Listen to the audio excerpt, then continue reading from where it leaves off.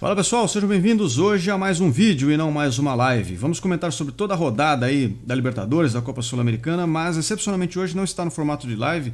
Eu tenho que fazer essa gravação porque eu não poderei estar aqui no horário que a gente costuma fazer, né? E perto das 8 da noite e tudo mais. Então, estou deixando esse vídeo aqui para vocês preparado.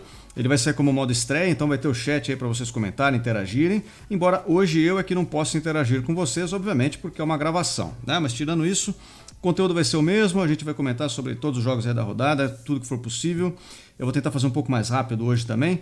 Então vamos lá, vamos direto começando com o jogo do Palmeiras. Só um aviso antes que é, se você está chegando aqui agora, vendo pela primeira vez, inscreva-se no canal para receber os nossos vídeos e também essas lives, as quais estou fazendo menção aqui. Toda rodada a gente faz uma live comentando os jogos e vendo aí a classificação dos times e levando um papo sobre futebol de um modo geral, certo?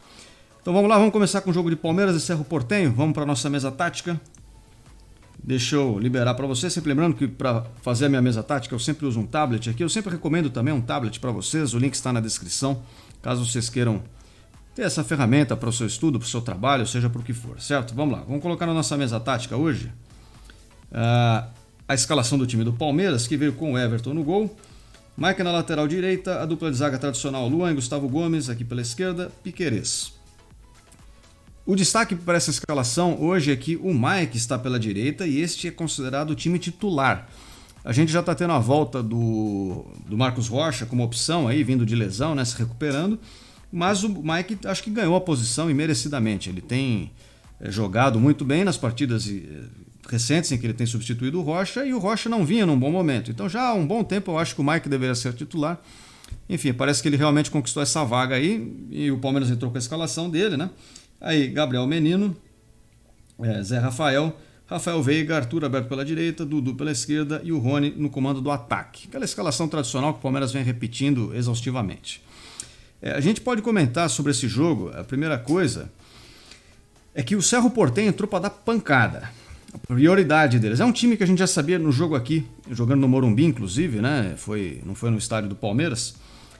O Cerro Porteño é um time físico, um time ali de marcação, mas não era um time tão técnico. E ontem demonstrou ser um time muito físico de novo, só que exagerou na dose, só desceu lenha no time do Palmeiras desde o primeiro minuto.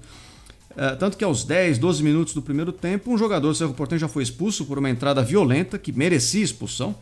Acredito que ninguém vá contestar o ato em si, só o árbitro que na hora não deu a expulsão, né? Ele precisou ser revisado pelo VAR, na hora o juiz deu só cartão amarelo, mas eu tinha certeza, a partir do momento que o lance foi para a revisão, o jogador seria expulso. Foi um lance muito claro, assim, de uma violência desnecessária. O jogador perde o controle da bola, no ímpeto de recuperar, ele entra com as duas pernas quase na altura, acima da canela, ali quase no joelho já do atacante Arthur do Palmeiras, enfim. Merecidamente expulso. O começo do jogo, o Palmeiras tentou se segurar só um pouco, né? A gente manteve uma postura mais de contra-ataque, ficou um pouco mais postado, não propôs tanto, tentou segurar aquela pressão inicial do Cerro Porteño, mas a gente não consegue ver como seria o desenrolar do jogo em função dessa expulsão, porque isso muda um pouco o panorama. Claro que com um a menos, as portas foram se abrindo, o Palmeiras começou a criar mais chances, ter mais domínio, mas até então tinha menos posse de bola, estava mais postado atrás, e essa é uma estratégia que o Abel já usou algumas outras vezes, até mencionou isso em entrevista coletiva, né? De dar uma segurada naquela pressão inicial que o time da casa tenta fazer em jogos como esse. Mas enfim, com essa expulsão as portas foram se abrindo, logo o Palmeiras começou a criar chances e abriu o placar com um gol do Arthur, que vem crescendo de produção, vem jogando bem nas últimas partidas, né? E ele deu aquele tapa nojento que eu sempre menciono aqui para vocês, aquele tapa tirando do goleiro. 1-0 Palmeiras, num lance até curioso, porque o lance nasce numa roubada de bola do Zé Rafael, que rouba uma bola de um time do Cerro Porteño que estava postado toda a frente. O time do Cerro Porteño, embora com a menos, estava tentando atacar e agredir o Palmeiras, em vez de se defender. Num erro ali de saída de bola, o Palmeiras conseguiu então abrir um placar, eu diria que numa postura pouco inteligente do Cerro, né? O Palmeiras, que é um time que sabidamente joga bem, explorando contra-ataques, você com a menos desse tipo de oportunidade é bobeira. Então o Palmeiras seguiu o jogo a partir do 1-0, contra-atacando ainda, tendo algumas transições rápidas, porque o Cerro não mudou de postura e perdeu mais algumas oportunidades. Como a gente fala aqui repetidamente, o Palmeiras ele contra-ataca bem, mas o último lance ali, a última bola, dá raiva, dá nos nervos, e o Rony perdeu mais um daqueles gols incríveis. poderia ter feito 2-0, né? Talvez tenha pesado aquela pressão dele estar até então sem fazer gol há muitos jogos. E depois desse gol incrível que o Palmeiras perdeu aos 44 minutos do primeiro tempo, tivemos o intervalo. Na volta do intervalo, não demora muito, o Palmeiras amplia o placar, mais uma jogada, o Rony dá uma assistência, chega à linha de fundo ali, cruza, o Arthur conclui, faz o seu segundo gol da noite, segunda assistência do Rony, que vinha, apesar de ter perdido o gol, vinha jogando bem no jogo de ontem. E, bom, daí pra frente, o Cerro Porteño quase chegou a fazer um gol no Palmeiras numa falha da zaga, o Luan recua uma bola toda torta ali pro Everton. O Everton também não consegue chegar nela, aí o atacante desvia no meio do caminho, quase diminui o placar para o Cerro. Foi o lance mais perigoso do Cerro. Foi um erro da defesa do Palmeiras e não uma criação do Cerro Porteño. Foi um lance bobo, perigoso, né? Não pode dar esse tipo de vacilo. Mas aí mais um contra-ataque.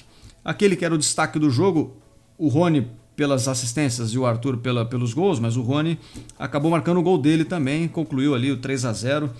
E depois disso o Palmeiras ainda teve um jogador expulso no lance que, assim, sinceramente, se vocês tiverem a oportunidade, vejam aí, assistam, não é um lance para expulsão, não há violência alguma, enfim, talvez um pouco de compensação ali. Quando eu digo talvez, eu estou sendo generoso, com certeza houve uma compensação pela expulsão do jogador paraguaio, então, ou melhor, jogador argentino da equipe paraguaia, que havia sido expulso no primeiro tempo.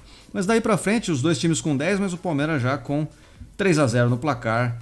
Foi uma questão só de manter ali a partida em banho-maria e garantir os seus 3 pontos. Importantes para a classificação, que a gente vai ver daqui a pouco aqui os grupos, né?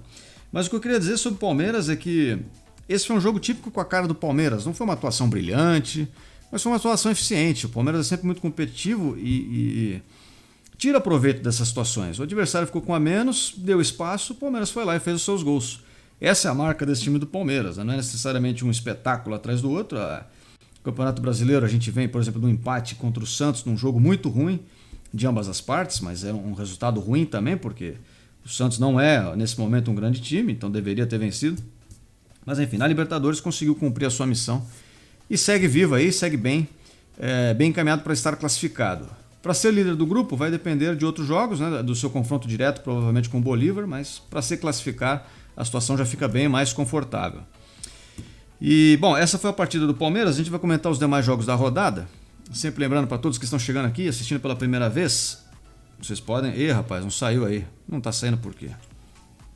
Tudo bem, não tá saindo o inscreva-se, mas finge que tem um sinal de inscreva-se e se inscreva no canal, porque assim você me ajuda, dando like no vídeo também, aquela coisa toda, certo? Vamos agora para a nossa próxima tela. Vamos colocar aqui os jogos da rodada. A gente tem Copa Sul-Americana e Libertadores. Eu vou começar pela Libertadores, pela prioridade, né? Até porque eu acho que é o que vai ter mais interesse. E a gente vai colocar na tela a nossa mesinha tática. Ou melhor, não vai ter mesa tática não, né? Eu não vou analisar taticamente nada. Eu vou colocar aqui... os jogos da rodada. Então, o Flamengo é a primeira decepção da noite. Será que eu posso chamar de decepção? Acho que eu posso chamar de decepção. Jogou contra o Ñublense. Vocês conhecem o Ñublense? É uma equipe extremamente frágil, com um futebol limitadíssimo. E o Flamengo tem o elenco mais caro da América do Sul. Espera-se num jogo desses o quê? Uma goleada flamenguista, quem sabe? Mas nós tivemos, ao invés disso, um empate. O Flamengo sai na frente, cede o empate. E um jogo em que o segundo tempo, até o Ñublense em alguns momentos quase marcou outro gol, né? Chegou a colocar o Flamengo em risco. O gol do Ñublense foi uma situação muito caricata da defesa do Flamengo. Se vocês puderem ver essa imagem do gol aí, né, em algum site desses que acompanha, que transmite os campeonatos, o jogador do Ñublense invade a área do Flamengo, que tem 7 jogadores postados na defesa. 7. E um jogador sozinho do Ñublense vai ali tesourando todo mundo, bum, gol. Aí você vai me dizer, pô, Paulo, deve ter sido um gol daqueles, tipo do Neymar, lá contra o próprio Flamengo em 2011, se eu não me engano, que ele sai driblando todo mundo, concorreu lá ao prêmio Puskás, acho que até que ganhou, né, o prêmio Puskás. Não, foi um lance até feio, o cara vem tudo trombando, sabe, quase caindo assim, catando cavaco ali, e de repente a defesa do Flamengo parou, ficou assistindo o cara tropicando ali e fez o gol. É um problema crônico, né, do Flamengo, a defesa. O Jorge Sampaoli ainda não acertou e eu não sei se vai acertar, porque ele é conhecido por outras coisas. Inclusive, ele ontem entrou com uma escalação que muitos torcedores não gostam, né? Porque ele faz uma mistureba de jogadores ali, colocou o Arturo Vidal, que, embora esteja jogando na casa dele, mas já acho que não é um jogador naquele alto nível. Demais atuações também regulares do Flamengo, algumas ruins. Jogadores consagrados não estão rendendo o que podem, o time não está organizado e tem aí um resultado que, sinceramente, se o Palmeiras empatar com o Santos não foi bom, isso aqui foi péssimo. Foi realmente ruim esse resultado. E complica o Flamengo em termos de classificação, né? Vamos colocar aqui a classificação. Olha o grupo do Flamengo, grupo A. A gente tem... Seria legal se ficasse na tela aqui, legal, agora vai. A gente tem o Racing com 10 pontos e a essa altura o Racing está muito próximo de terminar como líder do grupo, né? Uma vez que ele ainda tem 2 jogos e um deles é pegando o Ñublense em casa.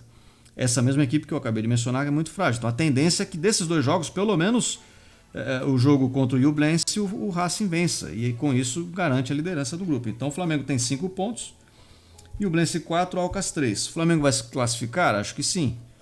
Jogando contra o próprio Racing, bastaria não perder a partida e contra o Alcas, em tese, é favorito também. Claro que perdeu já a primeira partida, né, 2-0, mas em tese deveria ganhar o segundo jogo e fazer aí, portanto, pontuação suficiente para passar de fase. Mas é assustador um pouco esse cenário, inesperado. Próximo jogo da rodada foi, ou melhor, não teve, né? Ainda vai ser hoje, no dia de hoje, o Internacional pelo Grupo B pega o Metropolitanos. Às 9 horas da noite, que é o horário que, um pouco depois, provavelmente, de vocês estarem assistindo esse vídeo. Então, como o jogo ainda não foi, eu não posso comentá-lo, né? Obviamente. Mas o grupo do Internacional mostra que, se o Internacional vence essa partida, ele assume a liderança do grupo. Ele tem 5 pontos nesse momento. E os demais concorrentes, o Metropolitanos é o time claramente aqui mais fraco do grupo, não pontuou ainda. Vencendo essa partida, o Internacional iria a 8 pontos, deixando o Independente Medellín e o Nacional do Uruguai para trás. Inclusive o Independente de Medellín venceu o Nacional na terça-feira por 2-1. É um resultado que deu essa embolada aqui, né? Deixou os 2 times com 7 pontos. Pelo grupo C, que é o grupo do Palmeiras, que a gente havia mencionado, a gente teve como resultados da rodada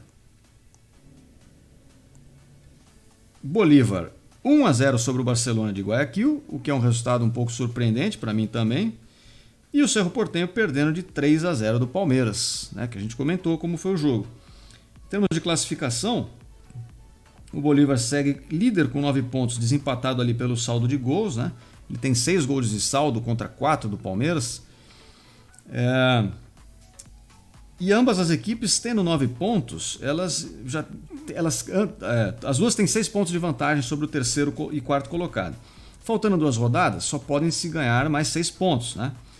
Então, bastaria um empate qualquer e ambos estariam classificados. Se o jogo entre Palmeiras e Bolívar terminar empatado, ambos já estão classificados. Então a disputa entre eles vai ser pela liderança mesmo, como a gente falou. E o Palmeiras joga em casa, né? Isso é importante ressaltar, tem uma boa chance de vencer essa partida e quem sabe seja líder desse grupo. Então, esse confronto direto provavelmente deve decidir quem vai ficar em primeiro lugar aqui. Certo? Pelo grupo D, a gente vai ter hoje aí Fluminense e Strongest. Jogar contra o Strongest lá no estádio Hernando Siles é difícil pra caceta, porque são 3.600 metros de altitude. Então, por mais que o Fluminense seja um time melhor do que o Strongest, com certeza é uma dificuldade a mais, né? É muito comum as equipes brasileiras deixarem pontos lá, serem surpreendidas. Então a gente vai ter que esperar para ver. Realmente um resultado desfavorável se o Fluminense deixar pontos pelo meio do caminho aqui.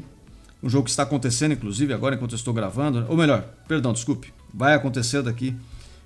O momento que vocês estão assistindo a live, o vídeo gravado, a gente vai ver o resultado, mas aqui eu não me surpreenderia se o Fluminense deixasse pontos no caminho. Quanto ao Sporting Cristal e o River Plate é favorito, apesar da campanha fraca na Libertadores e jogar fora, ainda assim é muito mais tímido que o Sporting Cristal. Então, em tese, deveria ser o favorito. Mas o Fluminense nesse grupo está bem encaminhado, né? 9 pontos contra 3-3-3. O Fluminense deve estar passando de fase sem maiores problemas. Grupo E, a gente teve na rodada o jogo do Corinthians contra o Argentino Júnior e o Liverpool do Uruguai vencendo o Independiente Del Valle. Esse resultado do Liverpool do Uruguai é surpreendente, porque o Liverpool do Uruguai é uma equipe também dessas que estão na Libertadores, porque a Libertadores tem muito time fraco, infelizmente tem mesmo, não é que nem a Champions League, né?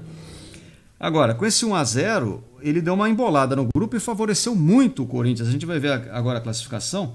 O Corinthians que jogou contra o Argentino Júnior no estádio Diego Armando Maradona e fez mais uma partida fraca. A gente tinha comentado na última live sobre o jogo do Corinthians e Flamengo e eu falei que o modo como foi o jogo mascarou tanto a equipe do Flamengo quanto a equipe do Corinthians. O Flamengo pareceu menos frágil do que foi, porque venceu a partida, afinal de contas, então mascara por si só problemas. E aqui o Corinthians, por jogar contra o Flamengo, que não foi bem, e ter conseguido segurar o jogo até o final, parecia que agora sim encontrou uma forma de jogar, mas não. O Corinthians jogou retraído, chegou a ter a oportunidade de fazer gol, mas jogou retraído, teve jogador a mais, não aproveitou de maneira alguma depois de ter um jogador a mais. Parece que a sofrer mais, inclusive. O Argentino Júnior manteve o controle do jogo. E o Argentino Júnior não é um time descartável, com certeza não, mas também não é nenhuma seleção da Holanda de 78, nem nada parecido com isso. É um time bem regular e, sinceramente, o Corinthians teve uma postura ali complicada. O torcedor do Corinthians deve estar preocupado a essa altura. E as entrevistas que o Luxemburgo dá depois do jogo são, acho que, para preocupar mais ainda, né? Porque na cabeça dele tá tudo bem aí, tá? Não, estamos quase lá, só falta acertar um pouquinho aqui, um pouquinho, só melhorar um pouco o ataque, o meio-campo, a defesa e a saída aqui, e a recomposição e a transição. Quer dizer, só falta arrumar tudo, né? Para o time do Corinthians voltar a competir. Mas foi uma partida ruim de novo do Corinthians. Mais uma vez acuados, sem ideias de jogo nem nada. Bom, mas o que eu ia dizendo é que essa vitória do Liverpool do Uruguai deu uma salvada no Corinthians porque deixou o grupo da seguinte forma: Argentino Júnior com 8 pontos, Del Valle 6, Corinthians 4, Liverpool 4. Se o Del Valle tivesse vencido esse jogo, seria 9-8-4. 9-8-4-1 no caso, né? E aí o Corinthians ficaria... Na verdade, ele estaria eliminado uma vez que ele não vencesse as duas partidas, né? Ele ficaria na obrigação de vencer as duas partidas e agora ele, vencendo o jogo contra o Independente Del Valle, por exemplo, ele já passaria o Independente Del Valle, ficaria com 7 contra 6, né? Então ele fica só dependendo dele, se ele vencer as duas, ele está classificado. Se o Independente Del Valle tivesse vencido, aí não teria jeito. Teria que torcer para o Argentino Júnior não ganhar mais e ele, Corinthians, vencer as duas partidas. Então, o que poderia ser uma tragédia muito maior, acabou sendo amenizada por esse presente que o Liverpool do Uruguai deu aí para o Corinthians. Pelo grupo F, é o grupo que não tem times brasileiros, a gente teve também mais um resultado daqueles, né? Deportivo Pereira vencendo o Boca Juniors.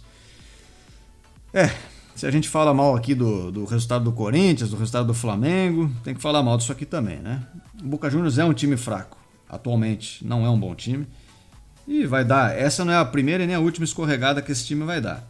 Ainda assim segue líder do grupo, mas um grupo bem embolado, inclusive, aqui, né? Enfim, não é um grupo, é um dos grupos mais fracos aqui da Libertadores, é esse, com Deportivo Pereira, Boca Juniors, Colo-Colo e Monagas. Acredito até que se classifique, mas ir muito à frente é outra história. Pelo grupo G, aqui sim, esse nos interessa, né? Atlético Mineiro contra Atlético Paranaense. Uma partida que o Atlético Mineiro jogou em casa e jogou melhor o tempo inteiro.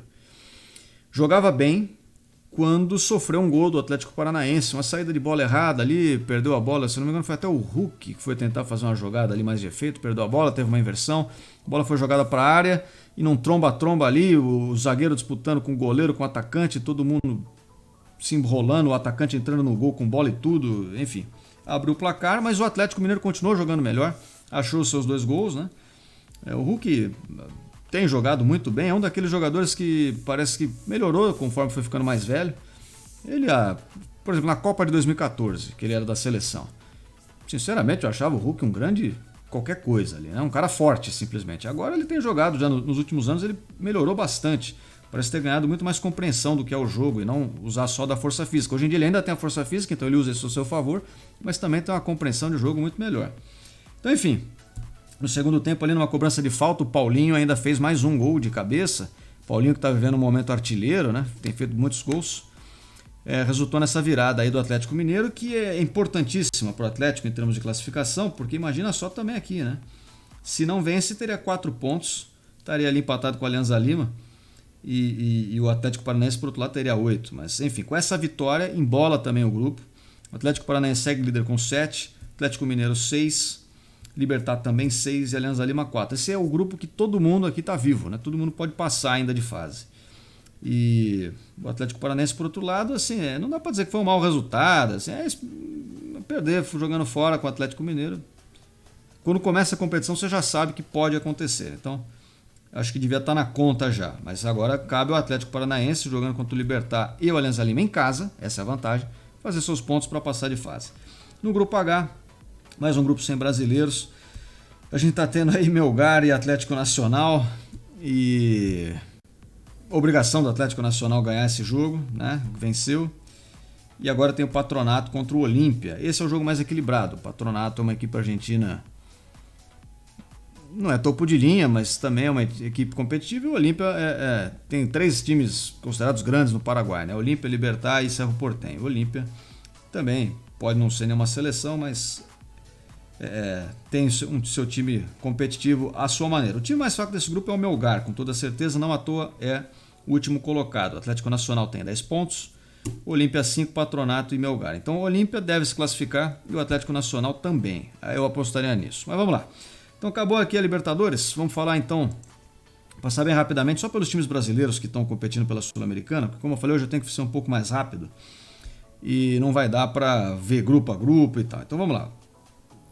Vamos pôr na tela aqui para vocês, beleza. Botafogo hoje vai enfrentar o poderoso César Vallejo. Pois é.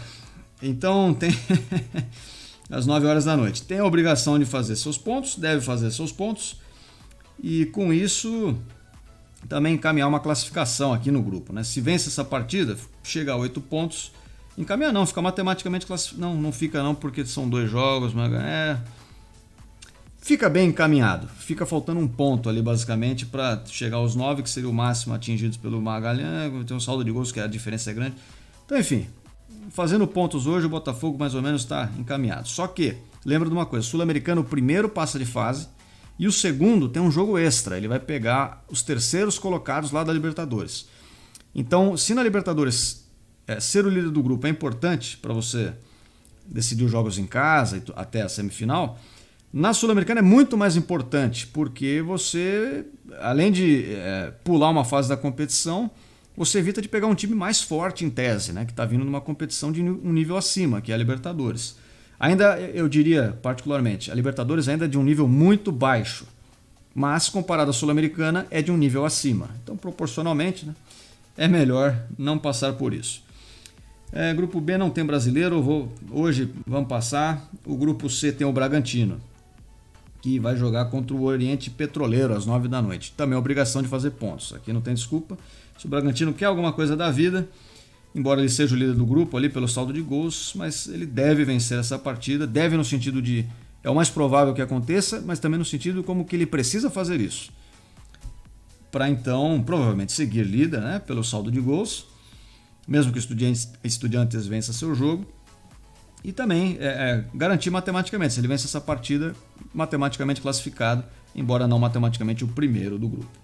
No grupo D, o São Paulo jogou contra o Puerto Cabello, que, como eu falo aqui, né, Sul-Americana, foi mais difícil a viagem que o time fez do que a partida. O São Paulo ficou 15, 16 horas, sei lá, viajando para chegar lá, mais 85 horas para voltar.